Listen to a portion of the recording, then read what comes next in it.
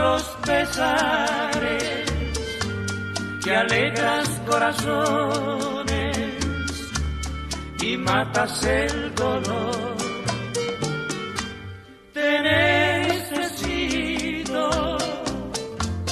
cuando me encuentro triste, eres fiel compañero en mi soledad. Licor, grato licor, eres el Dios en mi dolor. Licor, grato licor, eres el Dios en mi dolor. Cuando estás cerca de mí, cuando estás cerca de mí, alegras mi corazón, alegras mi corazón, porque mi vida sin ti, porque mi vida sin ti ya no la puedo vivir, ya no la puedo vivir. te necesito cuando me encuentro triste, eres fiel compañero en mi soledad.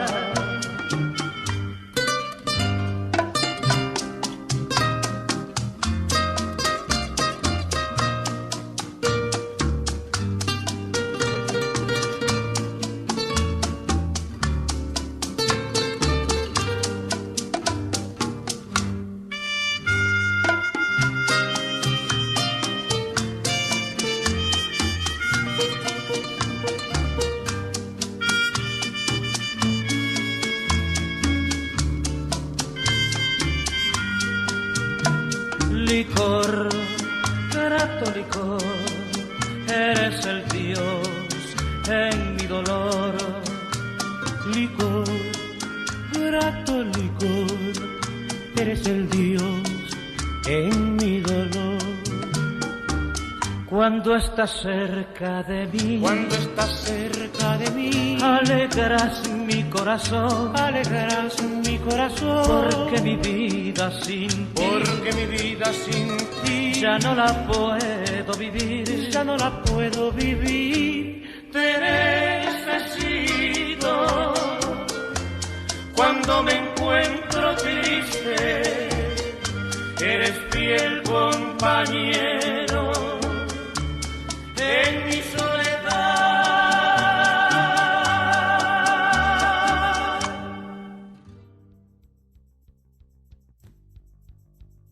Muy buenas a todos y todas, este es el podcast de la Guerrilla Cultural, podcast de poesía y sociedad. En esta ocasión, en este programa, en este capítulo de hoy, hablaremos de Valparaíso, las musas y el copete, y acabamos de escuchar a Julio Jaramillo en su canción Bendito Licor, un gran cantante de bolero ecuatoriano que, bueno, murió por exceso de vida, el gran Julio Jaramillo, a los 47 años, si no mal recuerdo, dejando 27 hijos en 7 países, así que un gran vividor. ¿Cómo están, muchachos? ¿Cómo está Fabián Burgos el día de hoy?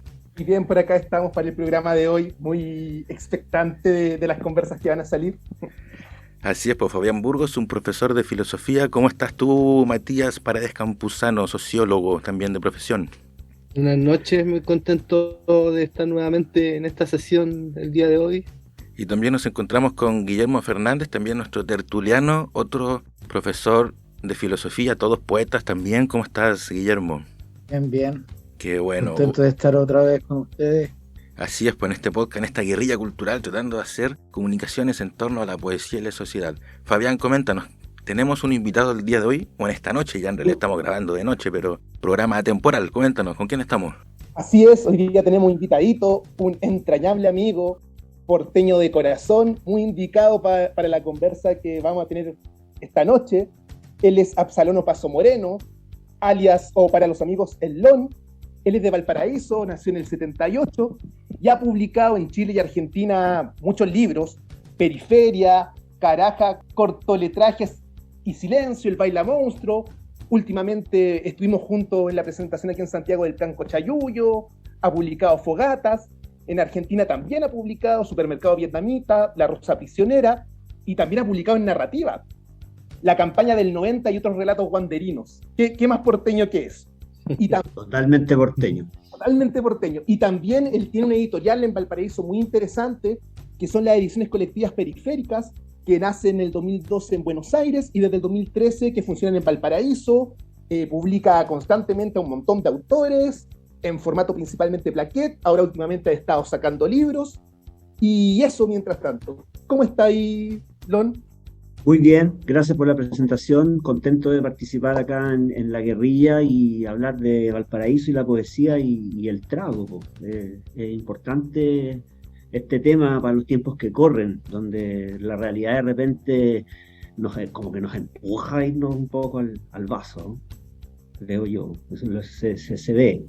Pero acá estamos, como dices tú, haciendo libros, siempre tratando de aportar nuevas miradas en el ámbito de la poesía, principalmente, pero también incursionando en la narrativa. Ese libro que mencionabas tú, La campaña del 90, tiene que ver precisamente un poco con el tema del programa de hoy, porque es el proceso en el cual yo desde los 12 años termino siendo hincha de Wanderers, parte de la barra y todo eso, ya siendo un universitario de 21 años, ¿no es cierto? Ahí termina el libro. Y entre medio, gran parte de la huella que deja esta wanderinidad que se adopta, son precisamente los bares, los antros, los locales que estaban esparcidos en esa época. Estamos hablando más o menos de mediados de la década del 90 acá en Valparaíso, donde había una cantidad de bares repartidos en toda la ciudad prácticamente, no como ahora que están concentrados en ciertos lugares, ¿no? Todavía quedaban esos bares antiguos donde el que sabía nomás llegaba, y no todos eran bienvenidos. Habían algunos que eran conocidos por las malas pulgas de sus dueños, digamos. Así que era toda una historia, y ahí se forjó este sentimiento wanderino en mi parte, que es lo que cuento en ese libro, La campaña del 90, para los que están escuchando, si les interesa literatura y fútbol. Ese libro está bueno, dicen. Viene de cerca la recomendación. Eso, muy bien, gracias, Está bien, Absalón. Oye, quiero partir con una pregunta, pero voy a partir con Matías. Matías, ¿por qué hablar en este capítulo de Valparaíso, las musas y el copete? Bueno, un poco, acá tenemos a dos filósofos, y un poco lo que se diferenció desde los orígenes de la civilización, la poesía de la filosofía, es que la filosofía se desarrolló primero en escuelas, luego en academias, luego en universidades, pero un poco la poesía, el espacio que fue tomando con los juglares fue la taberna, y nunca llegó a institucionalizarse tanto como otros saberes, y la taberna siempre fue un punto de encuentro en las distintas épocas para los poetas. Ya míticos son los poetas malditos que hicieron de la taberna su lugar. Y bueno, y Valparaíso es un espacio de muchas tabernas, en el que han salido célebres escritores de esos lugares. Entonces puede ser como un ícono literario de alguna manera. Por eso hablar de Valparaíso, la taberna, el copete y esta relación que ha tenido la literatura con el alcohol. Guillermo, ¿por qué hablar de Valparaíso, las musas y el copete? Bueno, Valparaíso me es cercano, pero más cercano me es el copete. Yo creo que, claro, no, la reflexión en torno bueno, cuando tomamos el acuerdo de hablar sobre alcohol, recordé inmediatamente a Vitaipo, un poeta de la dinastía Tanquino, que es conocido como el poeta del vino. Yo estuve súper obsesionado un tiempo con eso, hasta que encontré una traducción que se hizo en Chile en los años 60. Y claro, su oda son al vino, muy ligado, ¿cierto?, a la naturaleza y el vino. Y por otro lado está esta cosa, sí, me acordé también de un poema en prosa de Baudelaire que se llama Embriagaos, con vino, con poesía, con virtud, como queráis, pero a eso se reduce todo. Y pensaba también como en eso, el estado de embriaguez, Dionisio, Nietzsche, bueno, metiendo tal vez muchos autores, pero como que se me estimuló todo eso, y al final igual tiene que ver con el estado de embriaguez, yo creo, y Valparaíso tiene eso con los olores, tiene eso con los colores, ¿cierto? Con el movimiento. Yo el año pasado estuve ahí, algo escribí sobre Valparaíso, y en realidad es sumamente estimulante para los sentidos, y uno está como en estado de embriaguez solamente caminando por los cerros. Bueno, y si uno lo acompaña después de un trago. Qué mejor, qué mejor. Yo una vez me encontré en una hostal que se llama la Belle Époque, sin hacer ningún auspicio, pero fue como en una callejuela. Lo encontré muy, muy cómico un poco. Fabián Burgos, ¿por qué hablar de Valparaíso, las musas y el copete? Porque Valparaíso es muy entretenido en esos términos. El exceso también como un motor creativo, y también como en Valparaíso uno encuentra mucho a estos personajes que en el exceso asumen que están viviendo el habitar poético. Entonces, muy interesante. Por ejemplo, a mí, desde que estoy metido en el mundo de la poesía, solamente 2 veces me han ofrecido combo. Y las 2 veces han sido porteños. Por ejemplo. ¿Y por qué te ofrecieron combo? Porque yo era el exceso santiaguino. Ah, no. No, fueron ¿Desubicado? ¿O qué? No, fueron casi peleas virtuales. Estos son combos polémicas. Polémicas, combos ofrecidos por redes virtuales. Uno fue uno que se llama Miguel Pérez, que era poeta ahí de todo el clan de Huesve, y otra vez el Hugo Lepe también me ofreció combo. Ah, sí, él lo vi con narrador. que son de la quinta región, pero al fin de cuentas por pura weá, pero el exceso está manifestado ahí. Así es, por el exceso, ¿no? Hablaremos también del exceso en ese sentido, sin necesariamente hacer una apología, pero yo creo que a todos nos ha pasado, no sé si a todos, pero también me ha pasado eso un poco lo que dice, ¿no, Fabián? Que a veces uno cree que en el trago, las musas y el exceso, bueno, se vive el habitar poético. Absalón, ¿por qué hablar de Valparaíso, las musas y el copete? Tú que eres nuestro invitado porteño. Bueno, yo creo que es un poco también el aroma de puerto, ¿no es cierto? La esencia de los puertos en general tienen esa onda muy de bohemia, de lugar de tránsito, de lugar donde se esconden fugitivos, no sé, donde hay compadres que se suben a la mala a los barcos, etcétera, etcétera, donde hay contrabando, donde hay movidas. Entonces, como decía Fabián, es una ciudad entretenida en ese sentido, que siempre están pasando cosas. Hay, por ejemplo, a nivel editorial solamente hay muchas editoriales que están produciendo libros. En las ferias siempre hay buenos nuevos títulos. Entonces, esa actividad cultural como que se va reflejando un poco también en lo que hablamos de los bares.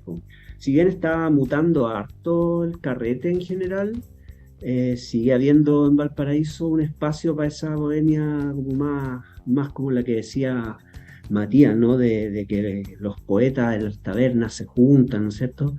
Como que hay ahí una persistencia de ese carrete antiguo que mencionaba yo de los años 90, donde habían bares que no todos podían ir, y que tiene que ver con esos códigos. Ahora estamos en una época donde están cambiando harto los códigos. El carrete igual acá es un carrete que ya es muy similar al carrete que hay en otras ciudades, en cualquier ciudad en realidad es como lo mismo. No hay ningún tema diferenciador, según mi parecer. Pero todavía persisten espacios para hacer algo diferente.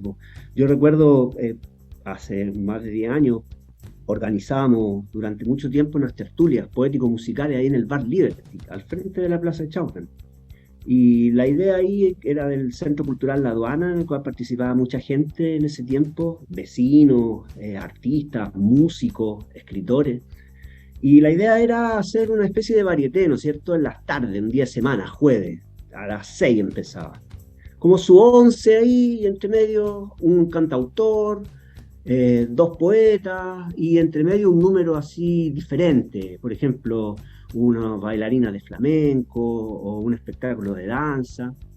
Y la onda que se formó fue súper especial, porque en el fondo el Liberty era un bar, para los que lo conocen, saben que es un bar que está siempre muy concurrido por parroquianos que hay hasta hace poco, no sé si todavía estará, había uno que tenía una mesa comprada, que era de él nomás, Entonces esos parroquianos se encontraron con el público que iba a escuchar a los poetas, que iba a ver a sus amigos músicos, que iba ahí a ver el otro lado del espectáculo. Y ahí me hizo mucho, por eso insisto con lo que decía de las poetas y las tabernas, porque hay un caballero que entre tanta gente que comentaba cuando llevábamos estos espectáculos ahí de las tertulias, me decía, qué bueno que los poetas vuelvan a los bares, porque no están muy metidos en los bares, están como muy para adentro, ¿no es cierto? Como que también producto quizás del golpe y de que se cortó la bohemia porteña de un día para otro, ya toque de queda y se acabó todo. Y en todo el país, acá también fue particularmente dramático y a lo mejor se perdió un poco esa costumbre de la taberna, ¿no es cierto? Y en esas jornadas como que revivió un poco y tú veías a los poetas recitar sus textos y el silencio súper respetuoso de compadres que 5 minutos antes estaban riéndose a carcajadas, hablando del último partido del Wander. Después estaban escuchando a los poetas y después comentaban con ellos. A mí un par de veces que leí también, después se me acercaban y, oiga, ¿y usted por qué escribió esto que escribió? Me acuerdo también a Amanda Durán, que leyó en una de esas tertulias también, oiga, y este poema que habla de la putita de Dios, ¿qué quiere decir? ¿Por qué usted escribe eso? Entonces ahí se genera también una actividad social importantísima, ¿cachai? Que está un poco perdiéndose con esta desaparición de este tipo de espacios, creo yo. Estaba pensando eso de más que llamarle bar, llamarle taberna eso. Parece que eso invoca una cuestión como más antigua y me acordé de algo un proverbio del infierno que dice, madre, no me lleves a la iglesia que es muy fría, mejor llévame a la taberna que está llena de calor. Eso siempre hay que pedir. Yo me acuerdo de una frase de Rolando Cárdenas, no sé si lo ubican ustedes, un poeta puntarenense, bien amigo de Jorge Teillier, que decía, amo mi hogar porque es como mi segundo bar.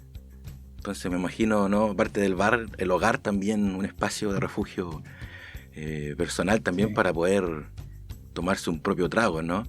Matías. Se habla de una patria. Hay un grupo español, ícono del punk, desde muy temprana época del punk, principios de los 80, que escribió una canción que se llama En el bar, y habla de que el bar es su segunda patria. O sea, es que en realidad es la única patria en la que puede confiar. Porque es la única. Es lo que tu patria no es, tu nacionalidad no es, lo es el bar, como tu verdadera patria. A propósito de esto mismo, me gustaría comentar que lo que hace también quizás especial a Valparaíso respecto al tema es que hay siempre una alternativa diferente al bar, porque no siempre se tiene dinero para ir al bar. Y la geografía de Valparaíso ayuda a que se forme también un habitar la ciudad, un escabiar, como dicen los argentinos, y así se va conociendo la ciudad. En este mismo libro que les comentaba antes sobre Wanders, muchos de mi generación conocimos Valparaíso, los cerros, la escalera, el patrimonio en el fondo, buscando una escalera para tomarnos un copete, buscando un mirador para fumar un cigarrillo piola y estar ahí conversando toda la noche. ¿Cachai? En esas gloriosas noches cuando las botillerías no cerraban, no como ahora que tienen horario de cierre. Antes no, antes tú podías estar en un mirador y esperar el amanecer, nos lo hicimos muchas veces. Y así fuimos descubriendo el Cerro Alegre, el Cerro Concepción, que después se pusieron de moda con las comedias del Canal 13. Pero nosotros los cachamos así, no por la escuela, no porque hubo un plan de la educación que nos dijeran, oye, mira, el patrimonio. No, nosotros caminando, ¿cachai? El bar vino después cuando uno ya es más grande y tiene recursos de repente para pagarlo, pero cuando soy más estudiante, más cercano al pendejismo, es la casa donde estáis tomando. Entonces en Valparaíso se pasaba eso, que de repente llegaba a un paseo, por ejemplo al Dímalo, y te encontrabas ahí con un amigo de la barra. Buena, compadre, ¿cómo estás? Y un poco más allá estaba un compadre que está estudiando letras, literatura en la Católica, y dice, oye, ¿cómo estás? Y te presento un amigo de la barra, y después esos dos terminan siendo amigos.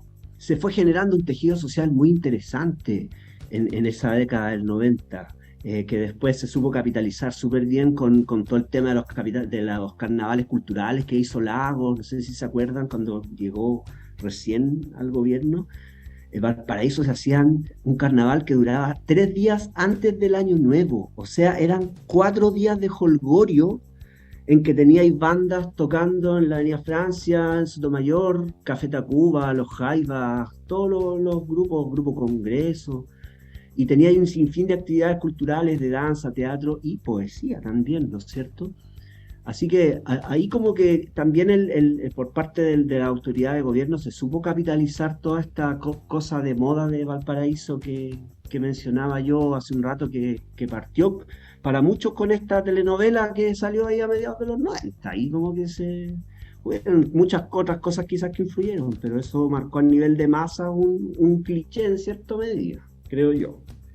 Una de las cosas que ustedes mencionan que me recuerda a mí a un trabajo que hizo un compañero en la escuela, fue a entrevistar a tertulianos del bar Turing, que está frente a Estación Mapocho. No sé si han sido habitués ustedes o no de ese espacio. Yo cuando visité Santiago, por supuesto que sí, en algunas ocasiones. Y bueno, era un trabajo de sociología, ¿no? Y le preguntaban a los viejos cómo medían el tiempo de alguna forma, cuánto tiempo estaban ahí, cómo ellos veían eso. Y decían, bueno, el tiempo yo no lo veo en horas, sino en cantidad de botellas que los viejos se toman. Vale decir que tan ebrio uno está, el tiempo que uno mide, de alguna forma. Me pareció una palabra condensadora de sentido demasiado potente, ¿eh? Y vividora en ese sentido. Y bueno, y lo conecto también un poco con esta idea que dice Absalón, de que a través de la visita a los bares uno va conociendo la ciudad, que sin duda y por supuesto, y me hace pensar en dos conceptos que yo de alguna forma contrapongo y también lo manifiesto así en mi libro, que es la idea del flaneur versus la idea del callejeo. El flaneur, ¿no? Esta idea del dandy burgués francés, ¿no? Que de alguna forma se maravilla, pero a la vez critica la exposición comercial en la urbe, ¿no? De esta nueva modernización del fin del siglo XIX. Pero nosotros, yo me atrevería a decir que los que estamos en esta mesa, al menos, y muchos poetas, en realidad callejeamos. Es decir, nos quedamos en el mirador. Algunos de nosotros con unos amigos nos subíamos al techo del Teatro El Puente, ahí en el río Mapocho, que está ahí al lado del Parque Forestal, y teníamos que poner los pies del lado para no pincharnos con las puntas de metal.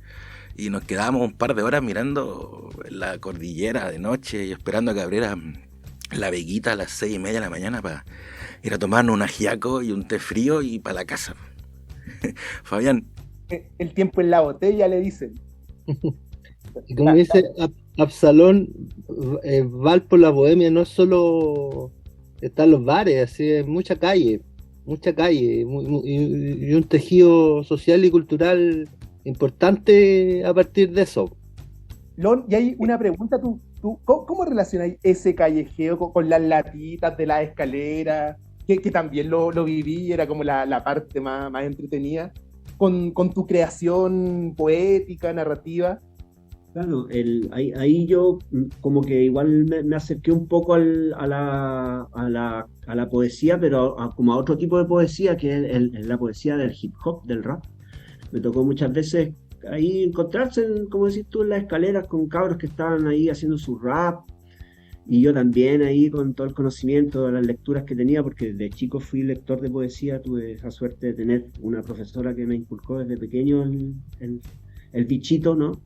Así que ya tenía mis lecturas en esa época y se generaba buena onda ahí, pues. Y después, fíjate que años después pude concretar en Radio Placeres, en el cual yo trabajé largos años ahí como Radio Control y también haciendo algunos programas. Hicimos una vez un programa de literatura con Amanda Durán, justamente, Asado de Costilla, en el cual era un programa donde había un estudio en Santiago en ese tiempo, y nosotros salíamos de Valparaíso y se hacía por teléfono la llamada, pues todo esto era radio, FM. Teníamos 2 estudios y con un invitado cada uno, y esa noche el invitado nuestro era Rewen de Legua York, y en Santiago estaba un poeta que, si no me equivoco, era Andrés Florit. Y hicimos un featuring, pusimos una base, y él de Santiago leyó un poema y Rewen rapeó la parte suya acá. Así que es un cruce bien interesante. A mí siempre me ha gustado esa poesía callejera de grupos así como Legua York, Horda Toj, también Subverso en su momento. Y siempre lo he buscado ahí como eso también en la poesía más joven, digamos, que en lo que se está haciendo más ahora. Así que tiene mucho que ver por ese cruce, porque nos cruzamos con la misma gente en los mismos lugares, en las mismas bolas, en los mismos habitar la ciudad, como decían recién. Ahora, a nivel de creación, yo creo que tiene que ver con apelar un poco a ese derecho a habitar la ciudad. En el libro Periferia que escribí como el 2005, como que habla un poco de eso, de cómo la ciudad en el fondo fue creciendo para arriba, hacia la periferia, lo que era campo, y la gente fue habitándola nomás, construyendo casas en las quebradas, y hasta hace poco era así, no había mucha regulación, por eso de repente en los inviernos habían siempre tragedias en Valparaíso, ¿no es cierto? Se derrumbaban laderas de quebradas y pasaban ese tipo de cosas porque la gente construía en lugares que no eran aptos, ¿no es cierto? Porque esta ciudad creció así. Entonces tiene que ver porque en el fondo, cuando tú conocís la historia de la ciudad, eso inevitablemente, en mi caso, condicionó lo que vino después, por la búsqueda, ¿no es cierto? La búsqueda de la propia poética, digamos.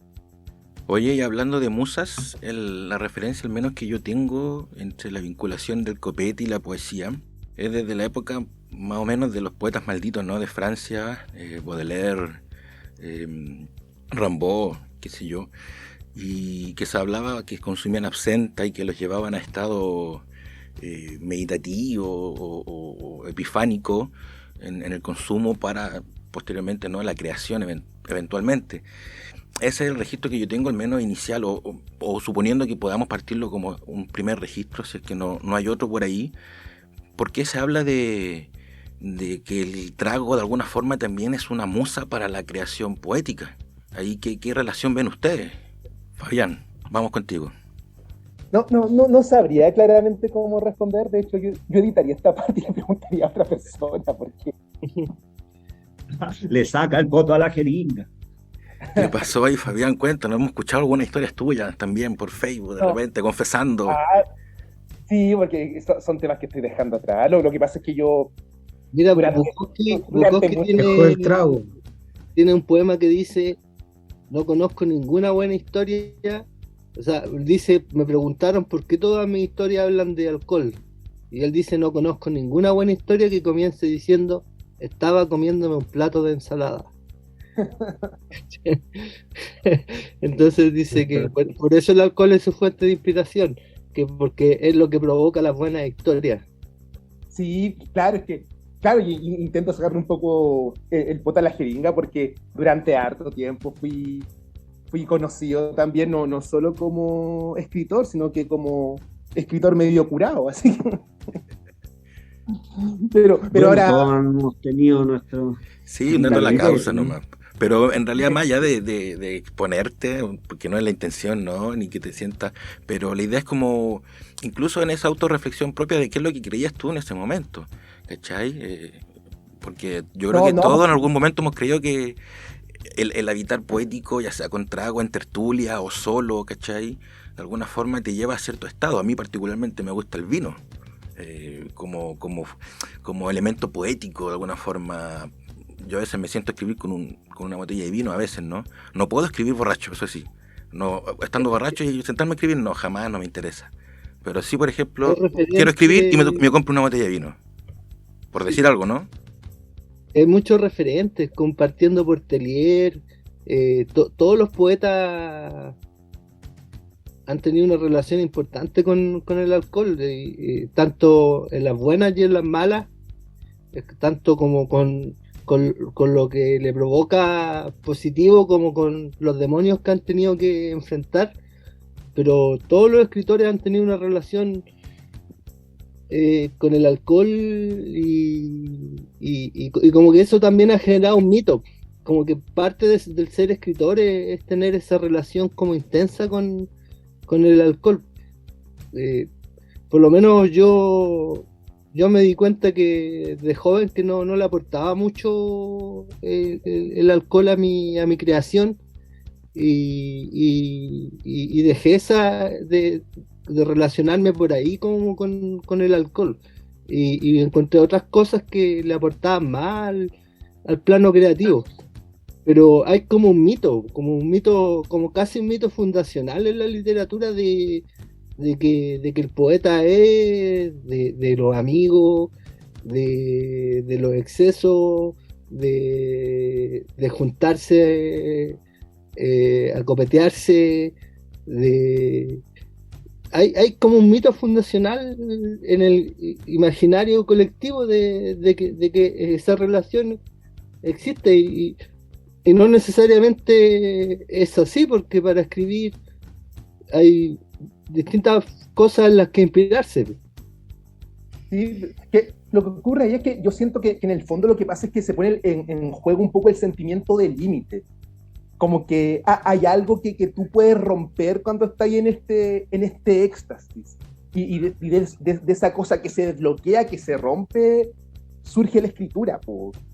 Sí. Entonces, claro, muchas veces cuando uno cae en esta bola de nieve, se te vuelve complicado bajar o crear sin este límite que uno siente que se rompe. Como que te empiezan a llegar las voces, ¿cachai? Rompí este límite y las voces te empiezan a llegar. Y ahí surge la creación. Quizás puede ser. Lo que me pasaba a mí, lo que sentí un poco yo. En esta vorágine también, que termina en pura depresión al final. Que bueno, muchos actores sientan que están muy metidos como en la Matrix sin el alcohol. Guillermo, yo creo que vuelvo a lo que dije al comienzo, en realidad no, pero el estado de embriaguez, yo creo que es un estado creativo, y como dice Fabián, como que se pierden ciertos límites. Además que, de hecho, como decía la canción también, con el alcohol, como que el mundo deja de pesar, entonces uno se vuelve más liviano, y esa liviandad te hace correr por otro carril, y te agarráis de palabras, y de pronto todo, y tal vez se hace una poesía más de juego. Ahora, después, como depresor, cuando ya estás con el bajón del copete, que salga otro tipo de poesía. Entonces, tal vez uno termina ligándolo al alcohol, pero es como el estado de embriaguez, en sus demonios también, como decía Fabián. Pero también esta cosa como que te aliviana y rompe el límite.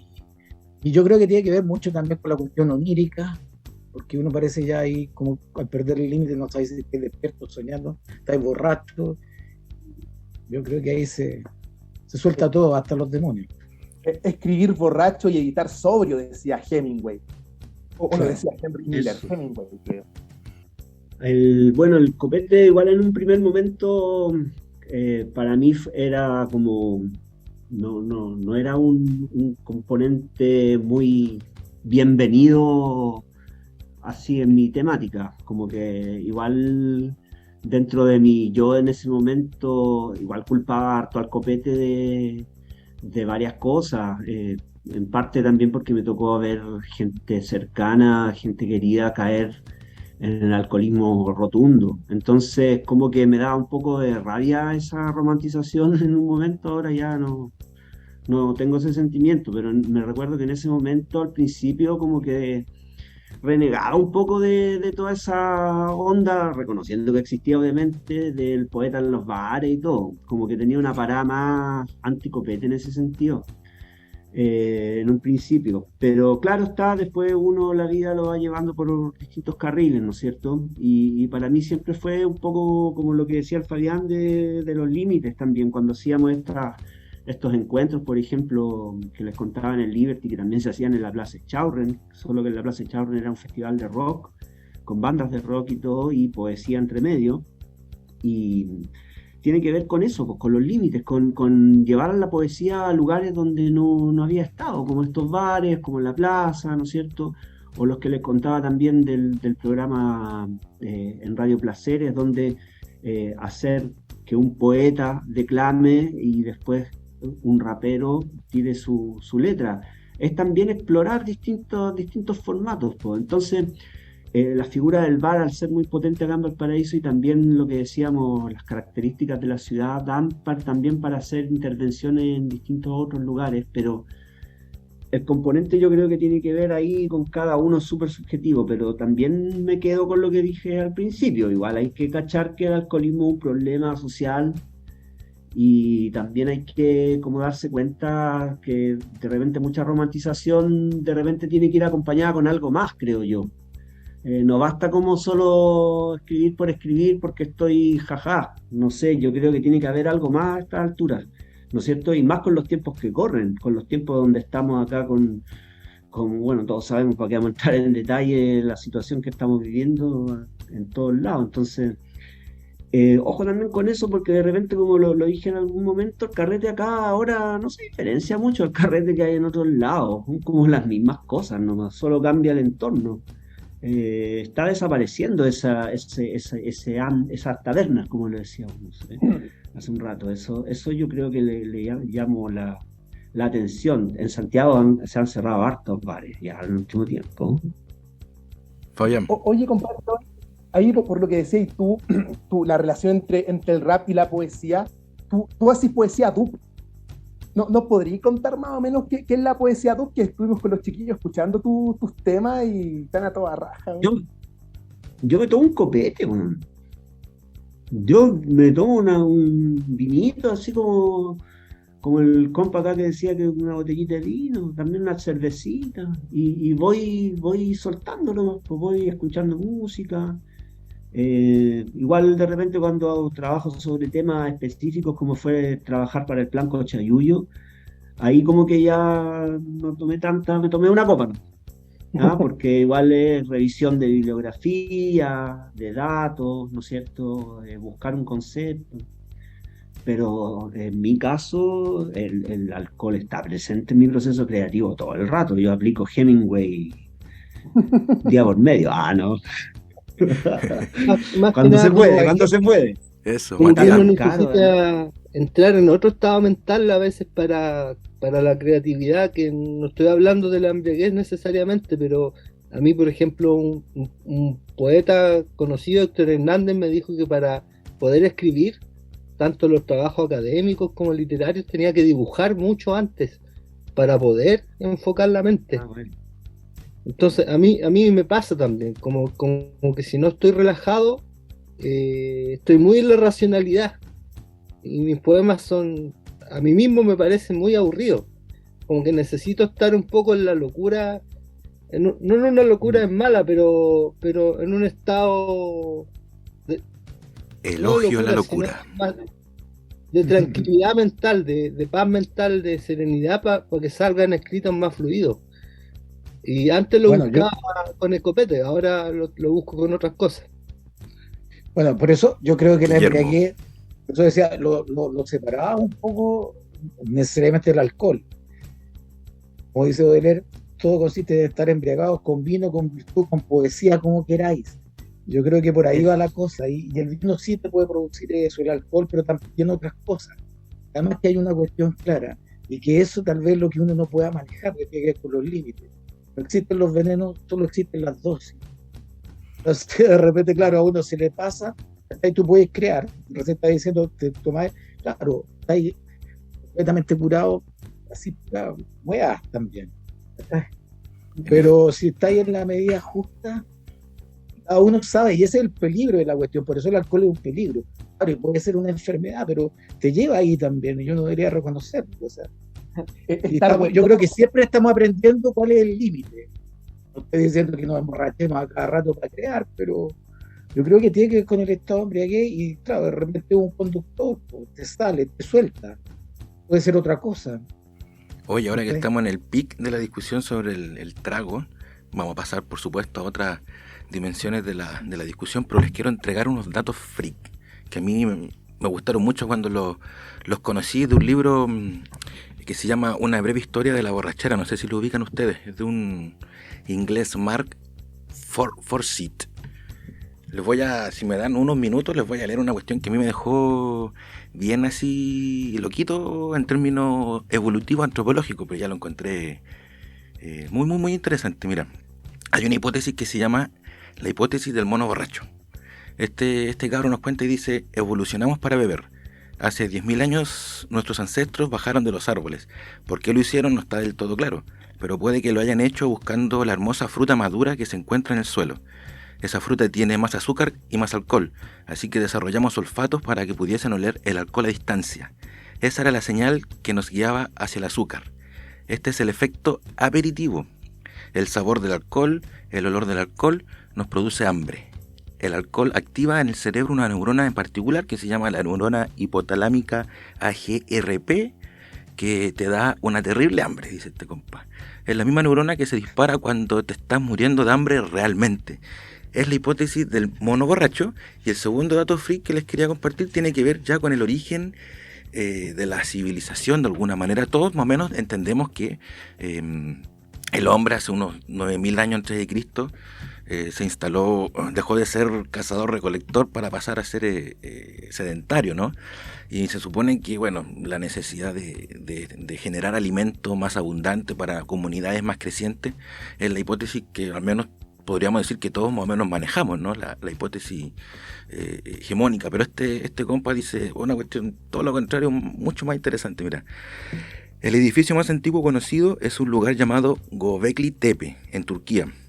Este data de hace 10.000 años a.C., antes de que los humanos se establecieran en la agricultura.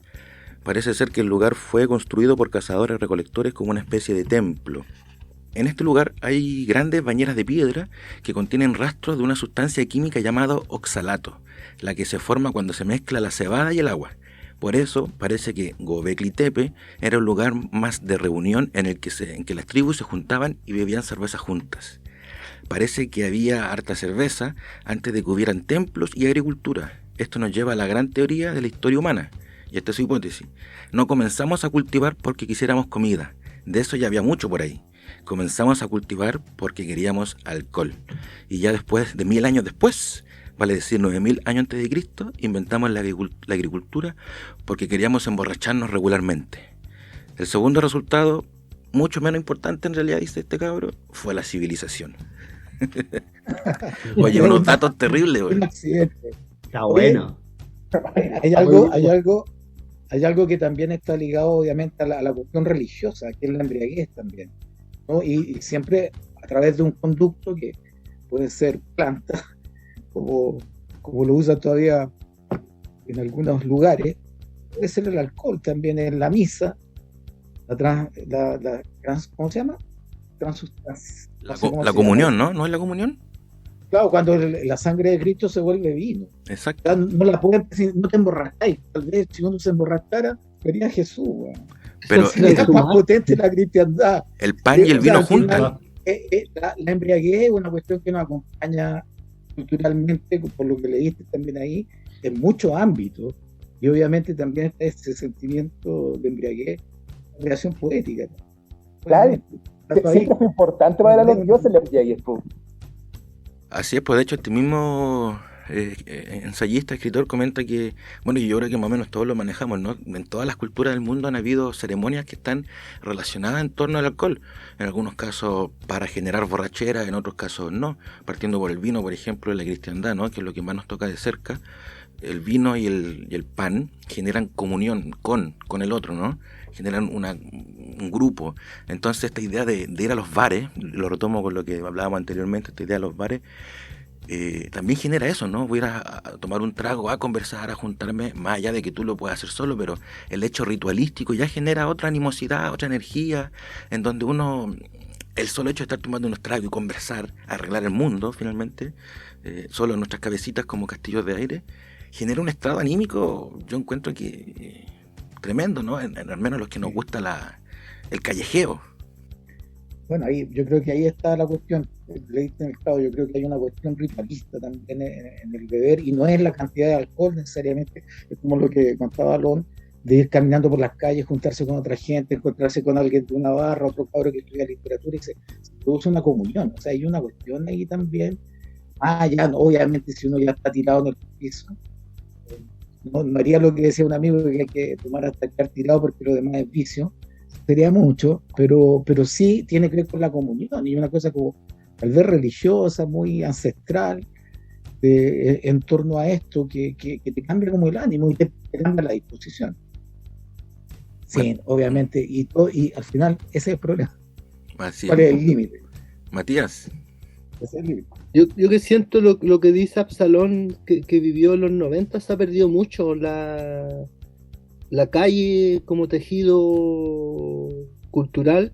Bueno, quizás con el estallido social en Santiago se retomó un poco eso, pero como que ahora está todo tan normado. O sea, para tomar un café tienes que ir acá, para para ver una película tienes que ir al cine, para beber alcohol hay horario en botillería, pero por lo menos yo fui punk en los 90 y éramos calle, nuestra vida era calle, así, nunca fuimos a un bar en toda esa década.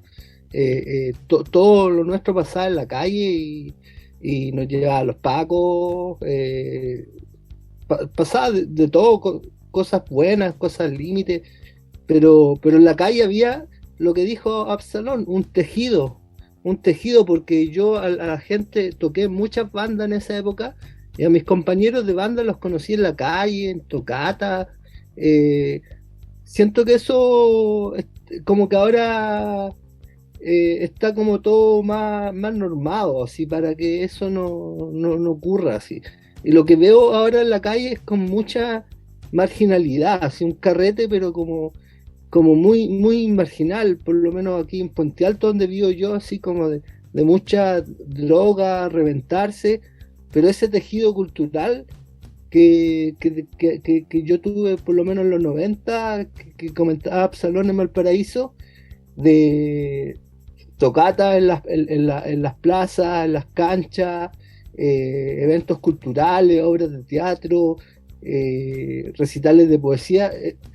Eso es súper importante que la sociedad lo mantenga, y siento que ahora está como súper coartado, así como que todo se ha ido normando mucho, así como que la vida en la ciudad, como que hay mucha represión en ese sentido. Las esquinas ya no existen. La importancia de la esquina también, pues, de ese lugar de reunión de los amigos en la población, a tomar cerveza, a conversar, y que finalmente, no sé, por ahí que se habla tanto de la delincuencia, era la mejor forma de prevenir la delincuencia, la reunión en la esquina con los amigos del barrio. Pues. Cambiando de tema, Absalón, tú también eres editor. Tú hace mucho tiempo... Sí. Tienes las ediciones colectivas Periférica, una editorial que yo tengo muchos de tus libros que son muy interesantes, sí, y que principalmente tienen formato plaquet. Los plaquets son libritos chiquititos que se corchetean, de rápida difusión, que son baratos. Una vez Adrián Barahona me explicaba los detalles para que un libro sea plaquet, pero creo que me quedé dormido como por 3 segundos y medio mientras me lo contaba. Y la gracia de la plaquette, que se los comentaba adelante, que yo como cuando veo el formato plaquette, como que automáticamente me imagino un formato muy porteño. Me imagino como al poeta porteño macheteando en la Plaza Chaurren, se hace 2 lucas para una plaquette, lucas para una petaca, y se va al descanso ahí a leérselo. ¿Por qué decidir publicar plaquette, Absalón? ¿Cuál es tu visión de esto? La plaquette, justamente como tú lo decías, es barato de hacer. Entonces, por ese lado partió. Yo estaba en Argentina en ese tiempo, cuando comencé con ediciones periféricas. Llegué allá a participar de la FLIA, de la Feria del Libro Independiente y Autogestiva, que se hacía no solo en Buenos Aires, sino que en prácticamente todas las ciudades de allá. Y eran puras editoriales independientes, todo autogestionado. Había también un escenario donde obviamente se presentaban libros, se presentaban músicos, había lectura de poesía. Y llegué ahí a ese circuito que era súper generoso en cuanto a lectores, muchos lectores. Y la poesía chilena, ustedes saben que tiene muchos fans en Latinoamérica, así que yo llegué primero con una revista, que era la revista Cávila, pero pronto me di cuenta que había ahí un universo de personas que cuando nos presentábamos como que éramos de Chile, nos decían, uy, tiene algo de poesía chilena, y ahí nace la idea de hacer ediciones periféricas, y como andábamos ahí igual resistiendo, como siempre, ¿no? A nivel económico, digamos, ahí con los pesos justos, optamos por esta opción que era barata, pues era una impresora de sistema de cartucho continuo que te lo instalaban súper barato, y comprar hojas, unas resmas de papel que también eran muy baratas, buscar un papel bonito para la portada, y creo que lo más caro fue la corchetera, porque hasta la impresora la obtuvimos por ahí por una sesión gratuita, digamos. Y nos pusimos a hacer, pues yo me puse a trabajar con un programita que tenía para diseñar en web, y yo soy periodista también de profesión, aparte de lo que hago en la literatura, la escritura. Tenía yo este programita y ahí me fui a tirar a plaquet de poesía ahí a la FLIA en Argentina, en Buenos Aires, editando amigos, poetas, por ejemplo, Carlos Peirano, también a Genovesio, Úrsula Starke, presentando también algunas historias de la poesía, algunos compilados que hacíamos de poesía latinoamericana, de Roque Dalton. Y ahí partió pues, como una necesidad económica, fíjate, porque nosotros teníamos ahí que parar la olla en ese momento y nos dimos cuenta que la venta de plaquet le gustaba mucho a la gente. E hicimos una de Esenin, Sergei Esenin, que yo creo que nunca, no sé, llegaba la gente, se corría la voz y resultaba que había ahí en la Universidad de Buenos Aires, donde estábamos vendiendo nosotros las plaquetas fuera en un pañito, había un curso justo de poesía rusa ese semestre, tenían que ver a Esenin, entonces compraron toda la plaqueta y ahí estuve conversando con la profesora del ramo que me decía lo mismo, porque que este formato era lo bueno que tenía, que de repente autores que te costaban encontrar y que los libros que habían eran muy caros, ¿cachai? De repente este formato servía para acercar a estos autores como Esenin al público, digamos, universitario en este caso, ¿no es cierto? Que pagaba 10 pesitos, que en ese tiempo era 1.000 pesos chilenos de ahora, por una plaquetita de 50 páginas donde estaba ahí los poemas de Sergei Esenin. Así que todo parte por ahí, por la necesidad económica, y ya después seguimos trabajando acá en Chile y hasta el día de hoy hacemos plaquetas. De hecho, tengo que ir a comprar tinta mañana para seguir echando el humito a la máquina. Así es, pues la poesía afortunadamente no para, ¿no? Esperemos que nunca pare. Y dentro de eso, Absalón, también tengo una duda. En la poesía porteña, ¿cómo se refleja podríamos decir, lo porteño? En la urbe, en lo cotidiano, hay hastío, hay maravillación, romanticismo por lo porteño, por la urbe, porque además consideremos, bueno, tú lo mencionabas, ¿no? Valparaíso también es una ciudad que ha crecido desordenadamente, entonces, pero a pesar de ello tiene su encanto. Entonces, ¿cómo se reflejan esos tópicos, esos imaginarios en la poesía porteña? Bueno, ahí partir diciendo que es un tema complicado hablar de poesía porteña. Yo no me la juego ahí, porque me puede pasar algo después, así que no me atrevo a decir poesía porteña. Creo que da para largo tratar de definir lo que es la poesía porteña. Pero sin ser menos categórico. También una artista visual me hizo un comentario una vez, después de haber leído algunos libros míos, también haber yo mostrado libros de Juan Cameron, de Ennio Moltedo, de Eduardo Parra, ¿quién más era? Ahí estaba.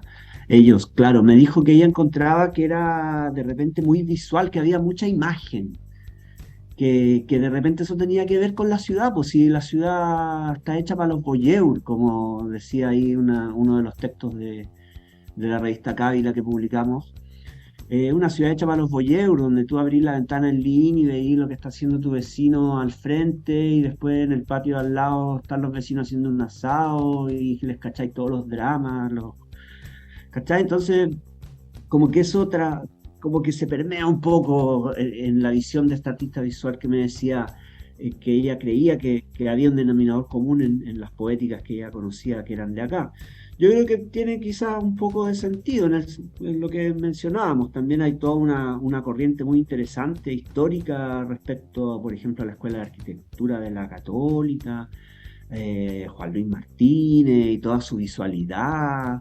Yo creo que va por ahí, quizás la parte de lo que estábamos hablando del programa, del copete. Yo creo que ahí habría que buscar más, hacer una investigación. Hasta ahora hay pocos recuentos de la poesía porteña, por eso decía al principio que yo no me la juego realmente por decir. Hay harto por investigar todavía. Sí, claro, bueno, yo le preguntaba no en el sentido categórico o taxativo de la poesía porteña, sino como en lo que tú conoces, porque además eres también no sé si la palabra correcta será gestor del libro, pero sí trabaja desde las ediciones, ¿cachai? Entonces conoce a harto poeta y los lee, entonces ahí imagino yo que muy bien lo que comentaste, que responde un poco al menos a lo que preguntaba de esa forma, ¿no? Absalón, si tendrás tú ahí a mano algún poema tuyo que nos quieras compartir. José, ¿podría leer el fragmento de la narrativa esa donde menciono los bares? Este es un fragmento de la campaña del 90. Me acuerdo que al término de la competencia del año 96 nos juntamos en el bar El Dique del barrio Puerto con varios guanderinos a brindar por el tanque de Tandil, Mario Benner, que con su velocidad e insuperable intuición nos había regalado un año inolvidable en el cual volvimos a ser protagonistas en la división de honor. Salud por Benner. En esos días la bohemia porteña me tenía absorto. A poco de cumplir 19 años me había hecho un parroquiano frecuente de varios lugares que hasta el día de hoy están intactos en mi memoria, ligados estrechamente a esta memorable campaña de Mario Benner en 1996. Bares, restaurantes, discotecas y antros se convirtieron en un hábitat frecuente en esta etapa. En todos ellos nunca faltaba un guanderino para comentar y alucinar el campañón del tanque, y pronto además me empecé a encontrar y reencontrar con amigos y amigas de todos lados, los colegios a los que fui, el barrio, la universidad, amigos de amigos, conocidos de mi familia, primos, primas, conocidos de primos, etc. Pueblo chico, son dos calles donde todos se conocen, dijo alguna vez Lemebel sobre Valparaíso. Aplica para este caso. La mayoría eran obviamente guanderinos, todos en estado de alucinación, al igual que yo con Mario Benner, que se transformó en una especie de rockstar para nosotros. Hasta los compas de los otros equipos reconocían en este Wanderers un equipo más achorado que antes. No olvidemos que el mediocampo nuestro de esta época era con Moisés Villarroel, Cristian Pistola Flores y Santiago Pizarro, todos jugadores de intensa pasión futbolera. Quienes los vieron jugar en esta etapa saben que dejaban todo en la cancha y mostraban los tres una encomiable resistencia física y un recio carácter. Mojaban la camiseta sin duda, y eso lo reconoce siempre todo hincha de fútbol que sea digno. Por eso y más, había una onda especial con el Wander, y en esas largas noches de juerga de 1996, muchos amigos de otros equipos empezaron a decirnos que les gustaría ir al estadio con nosotros. Lo mismo ocurrió en la universidad cuando compañeras y compañeros de otras ciudades de Chile se sumaron a nuestro panorama dominguero y comenzaron a acompañarnos a los partidos de local en Playa Ancha. Se formó así una linda y variada colectividad, donde distintos grupos de amigos, conocidos y familiares confluyeron en la Galería del Marcador, en los Panzers, puesto de batalla que mantendríamos todos por largos años. En el origen de esta familia vagabunda están marcados a fuego los locales que la bohemia porteña del fin de siglo nos entregó a nosotros, sus dignos hijos. Solo en el barrio Puerto estaban El Dique, Lo de Pancho, El Playa, El Proa, El Faro, el Sindicato de Estibadores, El Neptuno, el Bahía 13, el Bacaguerach, el Canadá, el Suecia, el Liberty, el Mesón de Doré, el Cachas Grandes, el Minatos y la Picá de Mario. En el sector de Plaza Victoria, en tanto, brillaban el ilustre Don Segua y unas cuadras más allá el notabilísimo Club Valparaíso, un cine que había sido readaptado como centro de eventos. En la esquina de Buenos Aires con Colón, en tanto, estaba el Bar La Rueda, y en la misma cuadra, pero con las Heras, había otro que no tenía nombre, pero miraba de frente al Croata, como se conoce desde siempre al restaurante San Carlos. Otros bares que frecuentábamos eran el Caruso, que quedaba en Plaza El Descanso, en la subida Camin, cerca del Canario, que está vigente hasta hoy, y el Don Nadie, que estaba en San Ignacio, en la subida Ecuador. Íbamos al Huevo, que tenía 2 locales, al Liverpool, la Locomotora o al mismísimo Coyote Quemado, que ya en ese entonces revolvía tripas y entrañas con sabrosas promociones de ron, pisco y demases a solo 300 pesos. Recuerdo también 2 santos notables, el Muro y el Pelo, ubicados para el lado de subida Hierbas Buenas, locales rudos y hechos para morir hasta el amanecer. En el Almendral, los favoritos eran el Bar Soraya y el Manuel, y a veces el Barba, que estaba a los pies del ascensor Lecheros, al final de calle Quillota. Otro notable era la Asturiana, que estaba atrás del terminal rodoviario por Yungay, un refugio de granujas, como me dijo un amigo después, tras relatarme una sórdida historia pasional. No, está bueno. ¿Ahí estamos? Ahí está la cantidad, con eso estamos con la cantidad de Muchos bares. Buenísimo. Ahí sórdida historia pasional queda pero preciso. Me hace Me hace pensar en esa relación, bueno, muy porteña, ¿no? Entre cómo va mezclando el fútbol y el trago en este caso, o lo bohemio, ¿no? Y cómo eso construye una identidad muy, que yo creo que en todo Chile es muy identificable, ¿no? Y bueno, me encuentro maravilloso. Eso que esto es Wander, imagínate acá hay ligas amateur donde esto se ve, es un nivel de barrio. Por ejemplo, el Club Deportivo Estrella Roja, ellos organizan un festival, el Festival del Cantar del Cerro La Loma, ¿cachai? Y todo para juntar recursos para el club, y hacen actividades culturales, ¿cachai? Y eso se da en casi todos los cerros. Entonces, ahí hay otro componente que es bueno para otro programa, que es literatura, fútbol y estos bares también, o el alcohol, digamos. Claro, y también me hace pensar en muy de los noventeros, quizás de principios de los 2000, de que en el entretiempo también de repente los futbolistas ahí le mandaban sus cigarritos, no sé si un sorbo de Pilsen, pero sí recuerdo de repente la época de Borgi, ¿no? Sí. Que Calule Meléndez le mandaba ahí una pitilla de cigarro en el entretiempo, y Borgi era su forma nomás, pues le daba lo mismo. Como lo poético del fútbol quizás también. Bueno, en Valparaíso hay historia, en Wander sobre todo, de, por ejemplo, un goleador, Toro, de los años 50, 40, ahí tendría que buscarle la fecha exacta, pero el cuento corto es que el tipo le encantaba la bohemia, y en un partido que fue un domingo en la mañana no llegó, y los dirigentes mandaron a todos los dirigentes del club a recorrer todos los bares del barrio Puerto a buscar a este jugador hasta que apareciera. Empezó el partido, creo que era contra Unión Española, y perdía Wander en el entretiempo 3-0, una cosa así. Y apareció el tipo, pues lo encontraron en un bar, muerto de curado, lo llevaron al estadio, le metieron a la ducha con agua helada para que despabile, cachuchazo. Después café, unos 2-3 cafés, a la cancha. Y háganse esa. Empató el partido Wander con 3 goles del Borrachín. 3-3 o 4-4, no me acuerdo bien. Tenemos que buscar ese nombre. Me cago, buen dato. Oye, pero bueno, era verdad. No, está buena, no importa, la historia está muy buena. Está muy buena. Raúl Toro. Para buscarlo. Oye, chicos, nos estamos acercando ya. Pasamos en realidad la hora del programa. ¿Podemos seguir conversando o lo dejamos hasta acá? Todo depende de los contertulios escuchanos. Yo había pensado en preguntarle si conoce alguna historia buena de poeta y la bohemia actual en Valparaíso. Yo me acuerdo una de un balazo. ¿Tú cachaste, Salón? ¿Tú me la contaste, la de Gaete, o no? No, pero eso salió en el diario, parece. ¿No? Sí. Sí, eso salió en el diario. No, la que yo te conté una vez fue una que me contaron a mí también. Un compadre que coincidí una vez en un asado familiar. Me lo presentó mi familia como amigo de la familia, ¿no? Y ahí él era de Viña, y resultó que él, según él, era amigo de Juan Luis Martínez.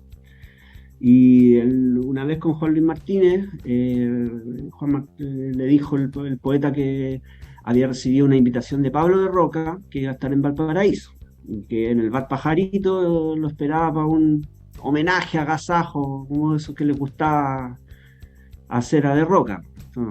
A juntarse todos a beber, comer y pelar a Neruda, ¿no es cierto? Unos corintanos pues, cualquiera teniendo un balde ahí para regurgitar lo consumido, para seguir después dándole. Exacto.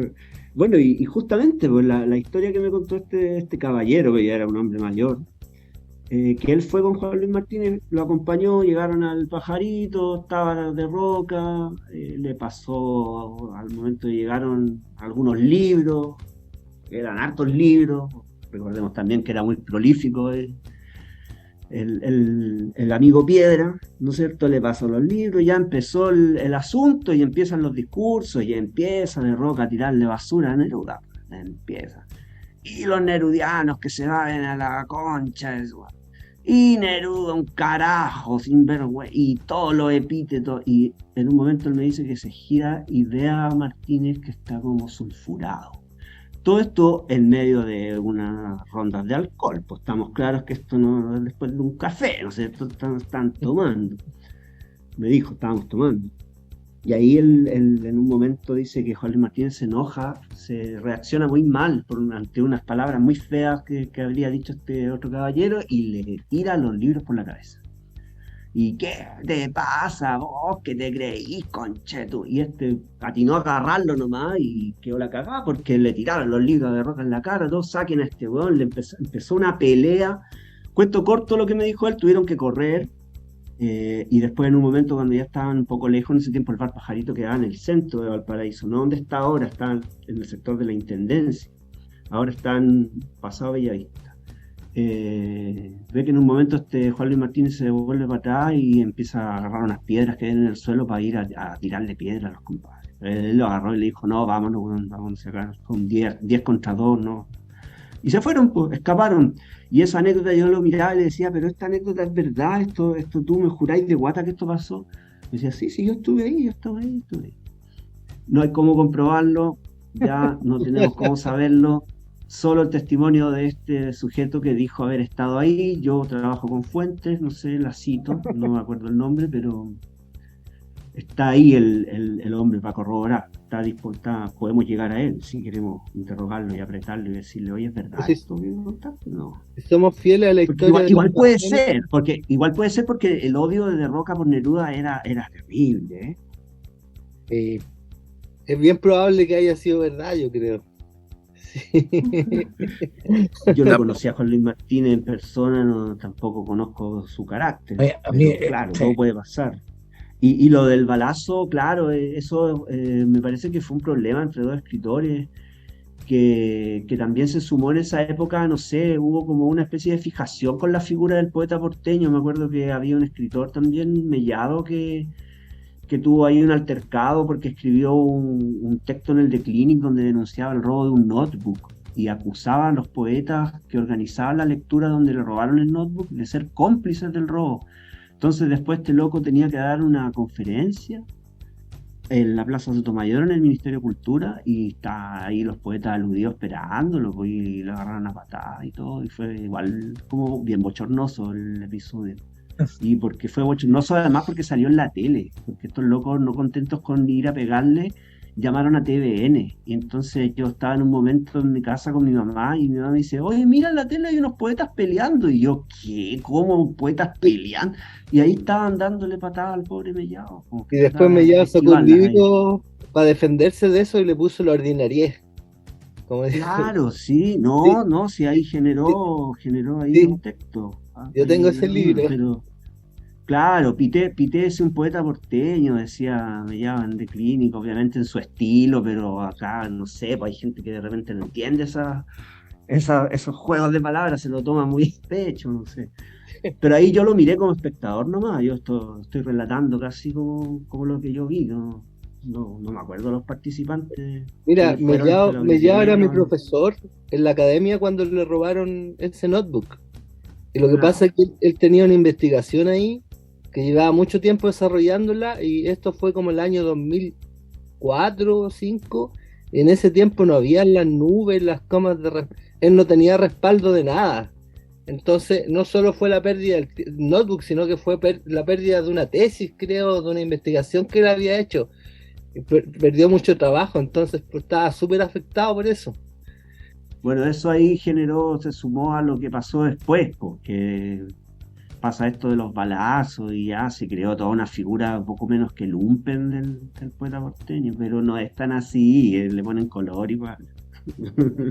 En todas las ciudades hay personas jugosas. pero que es particular. También una vez César Hidalgo me contaba que en un beneficio tuvieron un trompeo así como a guata pelá casi. No, ahí me perdí. Teníamos que invitar al César.